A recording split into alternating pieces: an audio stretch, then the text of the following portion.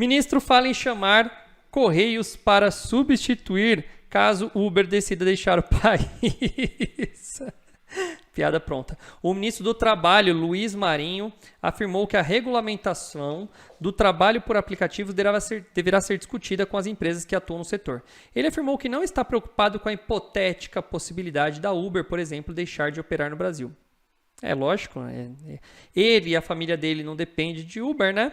Aí é fácil você não estar preocupado. É a mesma coisa não estar preocupado com as focas do Atlântico Norte. Segundo Marinho, caso isso eventualmente viesse a ocorrer, ele poderia acionar os Correios para criar um aplicativo semelhante para o transporte de passageiros. As declarações foram dadas em entrevista ao jornal Valor Econômico. Abre aspas aí. Posso chamar os Correios, que é uma empresa de logística, e dizer para criar um aplicativo e substituir. O aplicativo se tem aos montes no mercado. Não queremos regular lá no mínimo detalhe. Ninguém gosta de correr muito risco, especialmente os capitalistas brasileiros, disse o ministro.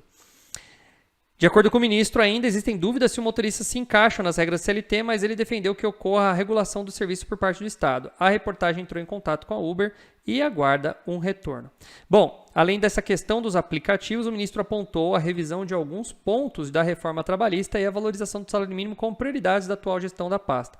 Sobre a reforma, o trabalho intermitente é um dos pontos que podem ser revistos. No que diz a respeito ao salário mínimo, o ministro disse que o tema será discutido com as centrais sindicais, mas reforçou que não será criado nada que possa provocar um desajuste na economia. Outro ponto mencionado na entrevista foi o fim do saque aniversário do FGTS. Marinho afirmou que ele não irá acabar em março, mas que mudanças poderão ser feitas futuramente. Olha que coincidência, né? Uma tradução inédita e gratuita da obra do George Orwell. Estávamos falando desse livro, né? Esses dias atrás. Aí conta a história do Wilson, né? E muito bom. Fica aí para vocês essa dica de livro aí, né? Coincidência. Bom, deixa eu comentar sobre o que acontece aqui. Gente, é o seguinte. O que temos em comum é que todos somos seres humanos, cada um com o seu pensamento. Mas uma coisa que qualquer um que tenha 2 neurônios pensa. Ninguém gosta de ganhar dinheiro. No entanto que dizem, né? Que louco de verdade é aquele que rasga dinheiro.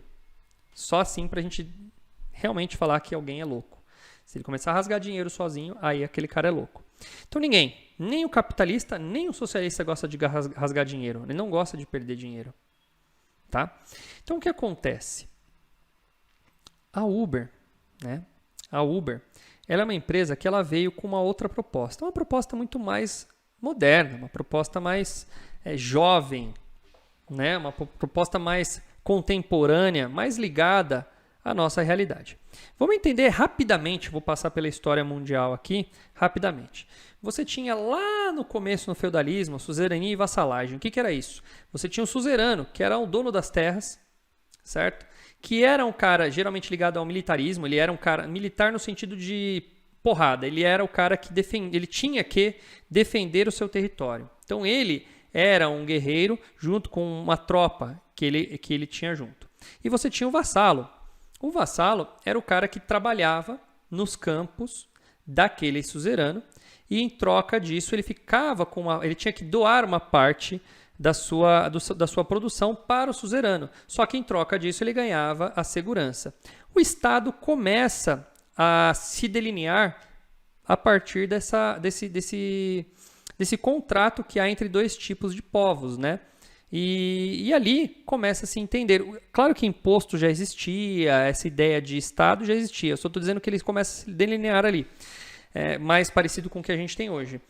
E aí a gente tem essa primeira relação comercial ali. Depois os feudos começaram a fazer comércio um com os outros, é criada a moeda e tudo mais. Bom, enfim, vou pular um pouco mais. Em algum momento, é claro que existe uma certa maldade, vamos chamar assim, numa parte dos seres humanos, e aí eles não estavam nem aí. Não importa se você é um ser humano igual a mim. O importante é eu me dar bem e não importa se você faz dar mal. Esse pensamento existe até hoje, já eu não vou falar que são todos, mas pelo menos uma parte dos seres humanos tem esse pensamento, ele não tem essa empatia pelo próximo. E esses caras, por não terem empatias, eles tendem a ganhar cargos mais altos, eles tendem a a suprimir uma sociedade, né? Eles tendem a oprimir a sociedade, não suprimir, a oprimir uma sociedade. Ou seja, eles acabam controlando aquela sociedade. É uma tendência, porque ele não tem escrúpulos, e aí ele acaba passando na frente de outras pessoas. Então é comum, na nossa história, a gente ter o quê? Pessoas ascendendo ao poder e oprimindo seres humanos à sua volta, escravidão. Quando a gente fala escravidão, isso vale não só para a escravidão aqui que a gente teve na América, né, de europeus escravizando africanos ou índios, mas a gente teve escravidão, por exemplo, até dos eslavos, né? A gente teve escravidão de chineses, de japoneses, a gente teve escravidão de um monte de gente por aí no mundo aí, certo? Escravidão até dos hebreus e tudo mais, né? A Bíblia conta. Então você tem todo isso daí. Então, escravidão, essa relação de um povo se aproveitando do outro de maneira desumana, é comum na história. Beleza. Porém, vem a industrialização mundial. Primeira Revolução Industrial, Segunda Revolução Industrial. Nasce Marx ali com aquelas primeiras teorias do capital e tudo mais. E começando a estudar a relação de trabalho. Quando as pessoas falam mal de Marx hoje, eu faço uma leve ressalva. Eu falo, olha, mas lembre-se que ele viveu num contexto totalmente diferente do nosso. O mundo veio evoluindo de lá para cá. E uma das coisas que foram criadas, principalmente aqui no Brasil, demorou, mas foi criada, foi a tal da CLT, que é a Consolidação das Leis do Trabalho, criada por quem? Pelo nosso ex-presidente Getúlio Vargas, que, diga-se de passagem, foi um ditador. Mas ele criou a tal da Consolidação das Leis do Trabalho, que praticamente se manteve inalterada até os dias de hoje. Tá? Isso foi por volta de 1930, década de 30 ali, que foi quando ele assumiu. Se eu não me engano, ele assumiu em 32, tá? Beleza.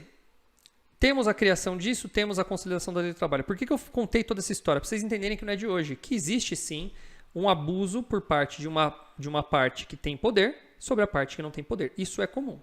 Só que de lá para cá, a gente vem criando regulamentações, proteções, ferramentas para poder parar com isso. As primeiras ferramentas criadas foram do próprio Estado. O Estado criou regras para que não houvesse isso. Daí saiu um monte de lei trabalhista, como o FGTS, como o salário mínimo, como as férias remuneradas e tudo mais. Alguns outros países do mundo não foram nessa mesma ideia. Por exemplo, não existe FGTS nos Estados Unidos, né? Não existe férias remuneradas nos Estados Unidos. Ela é uma férias meio diferentona lá.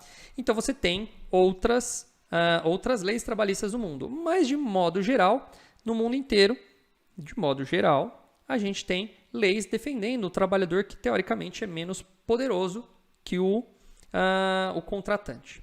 Mas, nas últimas 2 décadas, 3 décadas, a gente tem a invenção de um negócio chamado internet. A gente tem a expansão dos meios de comunicação, as redes sociais, e aí a gente começa a dar poder maior para o trabalhador. E a necessidade, né, a liberdade desse trabalhador ter acesso a muita informação. Hoje qualquer um tem informação. Gente, qualquer cara, o cara mais mendigo da rua, se ele souber ler, ele pode fazer uma faculdade hoje. Ele pode. Ah, é fácil? Não. É simples? Não. Só estou dizendo que ele pode. Porque ele tem acesso a educação gratuita, ele tem acesso a informação, ele tem acesso ao conhecimento. Ele pode ser uma coisa muito difícil, mas ele tem. Eu não estou querendo dizer que é fácil ou que que deveriam fazer. Estou dizendo que ele pode. Qualquer um pode ter acesso. O YouTube é grátis, ele tem um monte de informação, enfim. Então, melhorou muito. Antes, até existiam as leis, mas tem gente que nem conhecia as leis de trabalho. Olha que maluco, né? Então você tinha a lei para proteger o trabalhador, mas o trabalhador não conhecia a lei. Então o empregador ia lá e oprimia ele e passava por cima das leis do mesmo jeito, porque o trabalhador não ia nem saber. De umas 2 ou 3 décadas para cá, isso começou a mudar. As pessoas começaram a ter acesso à informação. Então eles sabem se defender muito mais, e enfim. Por que eu estou dando todo esse rolê, todo esse preâmbulo para vocês entenderem?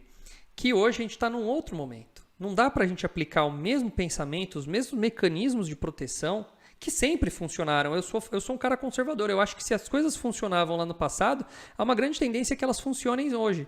Mas não significa que elas devam continuar hoje. Não significa que elas vão continuar hoje. A gente pode até tentar mantê-las. Mas o conservador, um bom conservador, ele também entende que quando ele não consegue conservar algo, ele tem que fazer alteração. Ele só não acha que tem que ser feita uma revolução, mas ele tem que melhorar. Esse é um bom conservador.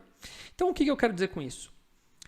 Uber, ele vem com uma nova proposta. Essa proposta, ela é austera, ela é uma proposta totalmente diferente. Um bom conservador não estaria de acordo com essa proposta, totalmente independente. Então, um bom conservador, ele vai tentar fazer o quê? Ele vai tentar entender essa proposta nova e vai ver se ela se consagra no âmbito e no pensamento que ele acredita que existe. Então, assim, o Uber deve ter uma regulação, uma espécie de supervisão do Estado? Talvez. É de se pensar. E aí buga a cabeça de muita gente, porque tem gente que acha que para ser direita você tem que apoiar o Uber. Não. Porque uma empresa, ela pode ser opressora assim, ela pode passar por cima de leis, ela pode ignorar leis, ela pode ignorar coisas e tentar escravizar do jeito moderno o seu trabalhador. E a Uber, ela chega muito perto disso. Eu estou de acordo que a Uber, ela chega muito perto disso. Eu converso, pego o Uber toda hora por aqui. E uma coisa que eu escuto muito, é isso daí. Desde quando eu vendi eu tinha 2 veículos, eu não fiz umas contas, eu sou o cara que sou investidor, não sou gastador. Então eu falei, poxa, não vale a pena manter 2 carros. Comecei a pegar Uber direto. Então toda vez que eu pego o Uber, vendi meu carro e comecei a pegar Uber. Investi esse dinheiro e vamos pegar Uber. Fala, Tadeu! Seja muito bem-vindo, Tadeu. O Uber fala assim, a gente ganha muito pouco. A gente ganha muito pouco. Ótimo, perfeito. Então você está reclamando? Como que você pode melhorar isso? Aí veio a 99, que veio como concorrente da Uber. Aí que eles começaram a fazer? Boicotar a Uber e só aceitar a chamada se as pessoas chamassem pelo 99. E aí o 99 começou a prosperar e ganhou espaço aqui no Brasil. Por quê? Porque a Uber pagava pouco. Não precisou de uma lei, não precisou do Estado vir aqui e falar que ele tem que pagar mais pro cara. Simplesmente fez isso. Tinha gente contente com Uber? Tem gente contente com Uber? Tem, e está trabalhando aí. Esse cara deveria estar desempregado se não existisse Uber. Mas ele conseguiu trabalhar, conseguiu se colocar no mercado de maneira simples e fácil. Então o Uber acabou virando o quê? Em poucos anos ele revolucionou o mercado porque teoricamente ele acaba com o desemprego. Qualquer um pode virar Uber. No entanto que muitas pessoas correram alugar carro, mesmo quem não tinha carro, correram alugar um carro e fazer esse trabalho de Uber. Porque pagando o aluguel do carro, ele consegue ainda fazer sobrar dinheiro para pagar as contas dele. Olha que maluco. Então, resumo da história. O mercado, ele está já entrando numa onda de defesa por causa da Uber. Porque eu concordo que a Uber ela é muito, muito, muito agressiva em sua política, tá? Mas ela já vem se regulando. É normal. Agora, uma coisa que eu não vejo como saída é você regulamentar e colocar aquele cara como um CLT. Colocar esse cara debaixo da CLT. Isso não entra na minha cabeça. Porque a partir do momento que você transforma ele num CLT, o que a Uber vai fazer? Ela vai falar, não compensa mais fazer esse trabalho aqui no Brasil. E ele sai. Ah, mas daí o correio vai substituir. Gente, o correio não consegue nem entregar a minha encomenda direito. Você acha que ele vai conseguir fazer um Uber bem feito? Voltei aqui para lembrar você, não se esqueça de apertar o like e se inscrever no canal para estar sempre ligado nos próximos vídeos. Valeu!